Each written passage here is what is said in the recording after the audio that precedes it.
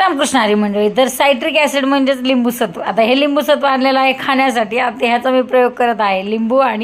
लिंबूसत्व आणि 1 चमचा मीठ घातलेलं आहे याच्यामध्ये देव धुण्यासाठी. याचं द्रावण म्हणजे जे पाणी करून घेतलेलं आहे त्याच्यामध्ये मी सगळे देव बुडवून घेणार आहेत. आणि माझे काका नारायणपूरला ना सेवेकरी आहे, दत्त सेवेकरी. तर ते सांगतात देव आपल्याला लहान मुलांसारखं वागवतो, आपल्याला घासतो का घासा. मग आपण पितांबरीने देव का घासायचे. म्हणून मग मी देव फक्त त्या द्रावणात बुडवून घेतले आणि स्वच्छ पाण्याने धुवून घेतले.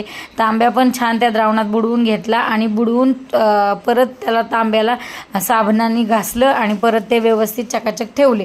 तर सांगायचं तात्पर्य एवढंच की ह्यानी खरंच देव निघतात. पण देव तांब्याच्या कुठल्याही देवधुवा किंवा तांब्याची पितळाची भांडी घासा, फक्त ते साबण त्याला लावून नंतर ते स्वच्छ कपड्यांनी कोरडं करणं खूप महत्त्वाचं आहे, नाही तर परत डाग पडतात. तर देव छान असे सुंदर असे झालेले आहेत देव. तुम्ही सबस्क्राईब करायला विसरू नका बरं का.